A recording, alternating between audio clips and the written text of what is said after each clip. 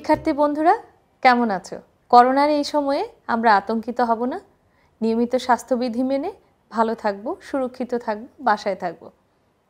শিক্ষার্থী বন্ধুরা, তোমাদের জন্য চতুর্থ শ্রেণীর বিজ্ঞান পাঠে থাকছে আবহাওয়া ও জলবায়ু অধ্যায় 10।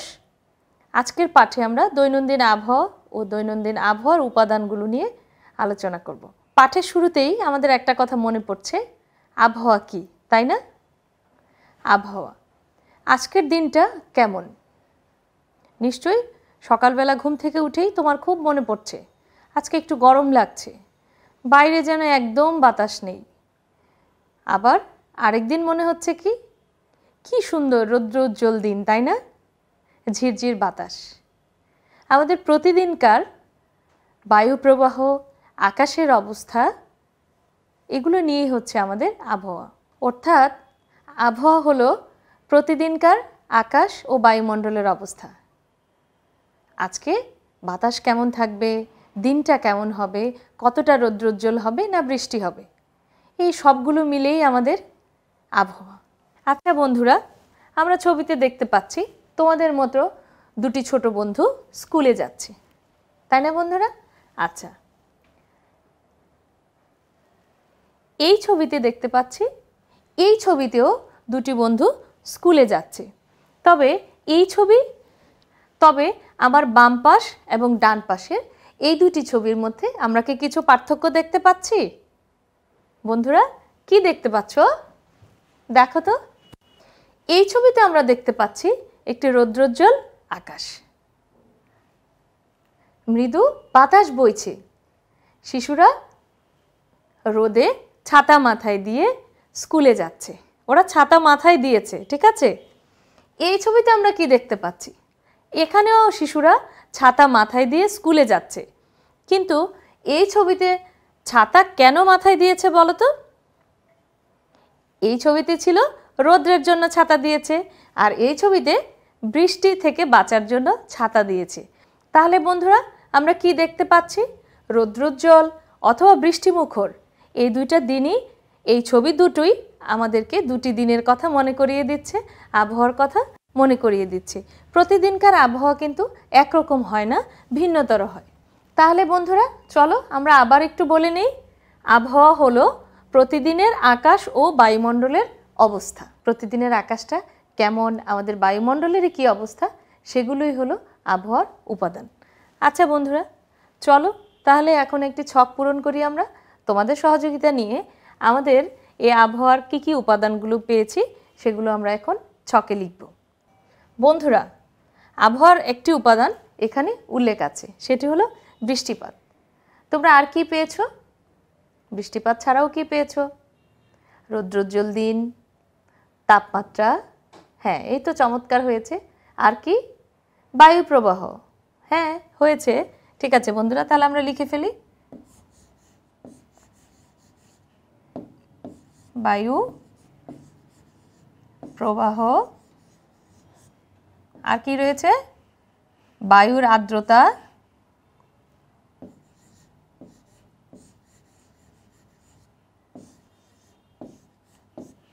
আর্দ্রতা। তাহলে বন্ধুরা তোমাদের সহযোগিতা নিয়ে আমি কিন্তু ছকটি পূরণ করে ফেললাম। তোমাদের পাশেই নিশ্চয়ই খাতা কলম রয়েছে, তাহলে খাতায় এই ছকটি তোমরা তুলে নাও। 1 মিনিট সময় দেওয়া হলো।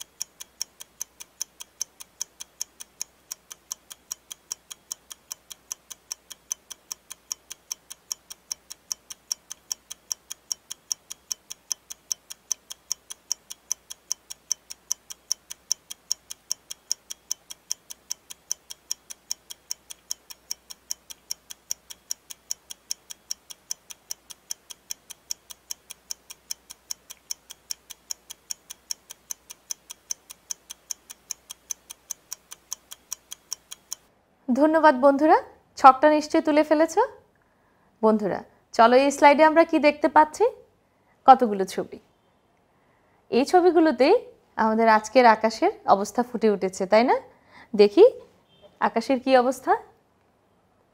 বন্ধুরা এখানে আমরা কি দেখতে পাচ্ছি, রৌদ্রোজ্জ্বল একটি দিন, ছাতা নিয়ে একজন যাচ্ছে, তাই না? ছবিটা দেখেই বোঝা যাচ্ছে আজকের এই দিনটি খুব রৌদ্রোজ্জ্বল, খুব চমৎকার একটি দিন। আচ্ছা বন্ধুরা, পরবর্তী ছবিতে আমরা কি দেখতে পাচ্ছি, তোমরা দেখতে পাচ্ছ কি করেছে, কচু পাতা মাথায় দিয়ে রেখেছে, এখানে ঝিরঝির বৃষ্টি হচ্ছে। চমৎকার একটি দিন তোমরা ছবিতে দেখতে পাচ্ছ। তোমাদের মতো ছোট ছোট বন্ধুরা মাছ ধরতে পানিতে নেমেছে। বন্ধুরা এই ছবি থেকে এই ছবির আকাশ একটু ভিন্ন রকম, তাই না? এটা ছিল রৌদ্রোজ্জ্বল, আর এই ছবিতে আকাশটা হয়েছে বৃষ্টিপাত। হ্যাঁ, মানে আকাশ থেকে এখন বৃষ্টি ঝরছে।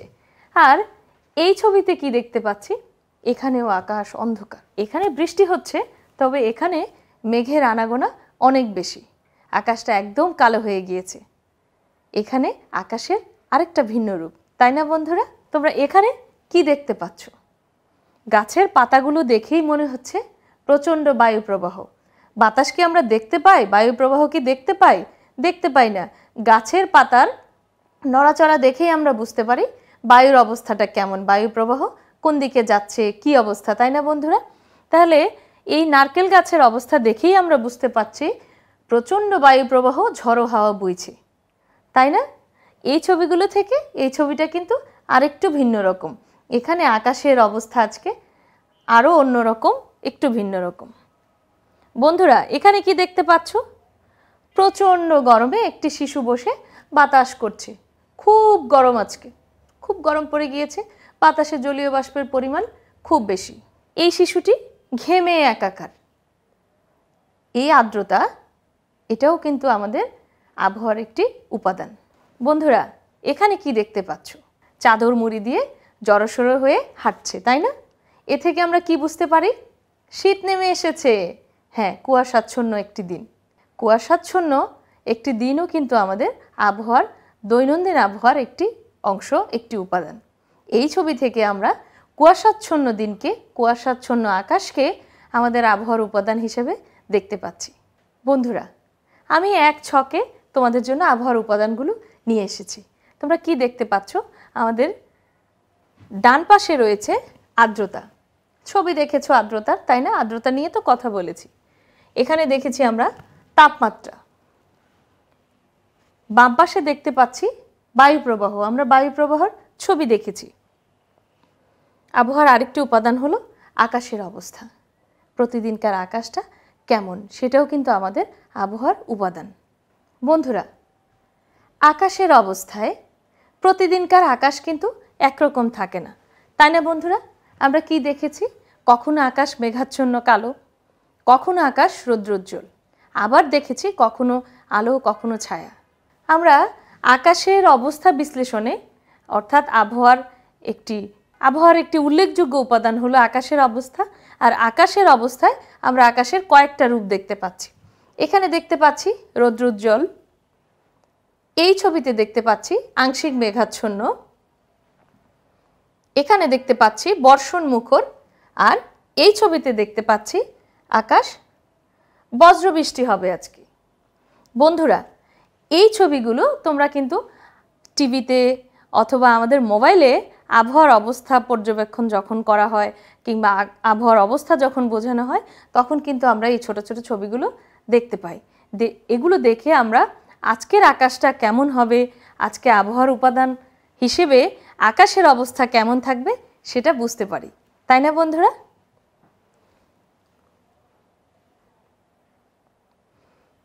বন্ধুরা দুটি বড় ছবিতে আমি আজকের আকাশের অবস্থাটা নিয়ে এসেছি।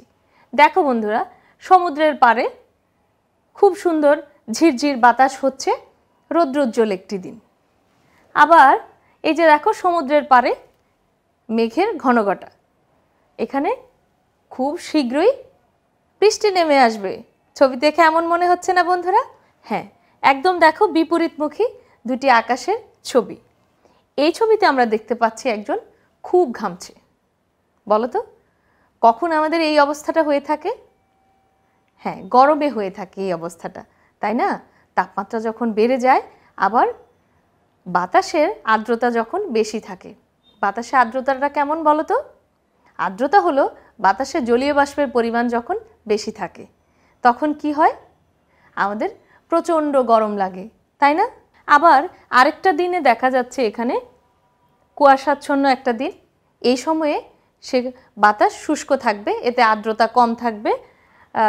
এই মৌসুমে দেখা যাচ্ছে যে আকাশ মেঘাচ্ছন্ন থাকতে পারে, একটু অন্ধকারাচ্ছন্ন, কুয়াশা থেকেও হতে পারে, বৃষ্টির আনাগোনা থেকেও হতে পারে।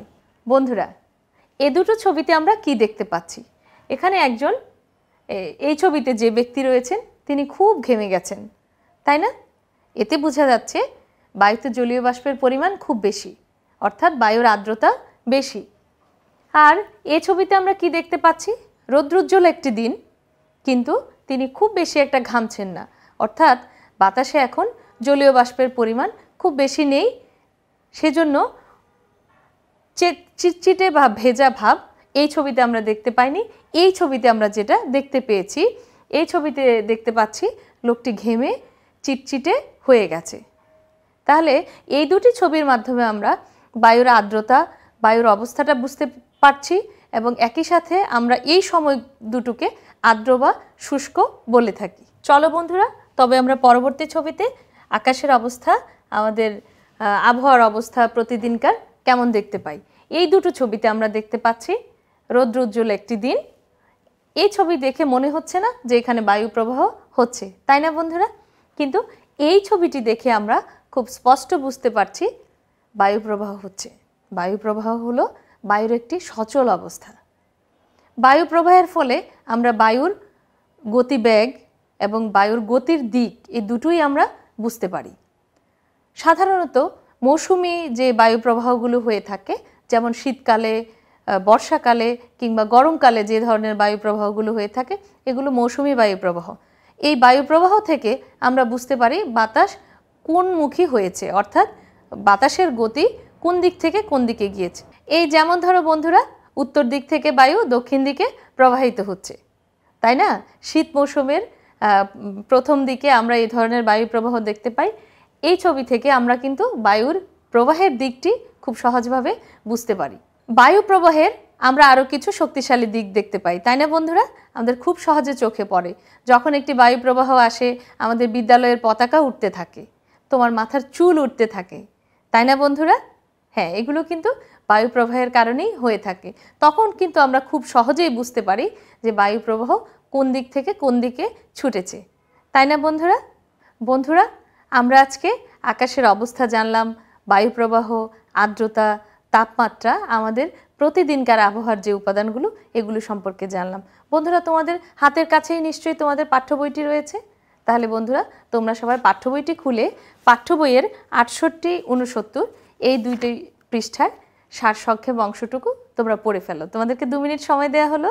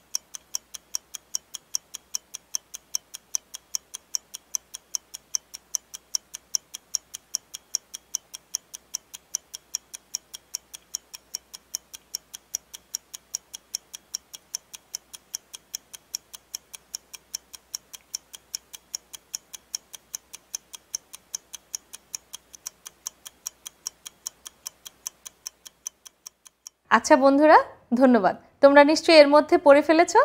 হ্যাঁ বন্ধুরা, তাহলে চলো আমরা মুখে মুখে একটু আলোচনা করি। আবহাওয়া কি, অর্থাৎ আবহাওয়া কাকে বলে? হ্যাঁ, আবহাওয়া হলো প্রতিদিনের আকাশের অবস্থা ও বায়ুমণ্ডলের অবস্থা। হ্যাঁ, এই তো চমৎকার হয়েছে। আচ্ছা বন্ধুরা, আবহাওয়ার উপাদান দুটি বলি, বলো তো। আর্দ্রতা, বায়ুপ্রবাহ। হ্যাঁ, চমৎকার। প্রতিদিনের আকাশ, তাপমাত্রা, এগুলোও কিন্তু আবহাওয়ার উপাদান। তাহলে বন্ধুরা চলো, খাতা কলম হাতে নাও, আজকের বাড়ির কাজটি লিখে নাও। বাড়ির কাজে আমি তোমাদের জন্য রেখেছি দুটি প্রশ্ন। এক, আবহাওয়া বলতে কি বোঝো? তোমাদের জন্য প্রথম প্রশ্ন হলো আবহাওয়া বলতে কি বোঝো। প্রশ্ন দুই, আবহাওয়ার উপাদানগুলো বর্ণনা করো।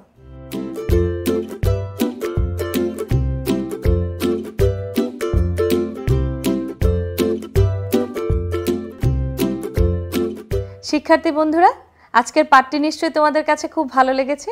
অভিভাবকের সহযোগিতা নিয়ে বাড়ির কাজটি শেষ করবে। প্রতিদিনকার পড়াশোনা প্রতিদিনই শেষ করে ফেলবে, আর স্বাস্থ্যবিধি মেনে চলবে। বারবার হাত ধোয়া, মাস্ক পরে বাইরে যাওয়া, খেলাধুলাও করবে, পুষ্টিকর খাবার খাবে। ঠিক আছে বন্ধুরা, তাহলে তোমরা সবাই ভালো থেকো, সুস্থ থেকো। পরবর্তী পাঠে তোমাদের সঙ্গে আবার দেখা হবে। সে পর্যন্ত আল্লাহ হাফেজ। ধন্যবাদ।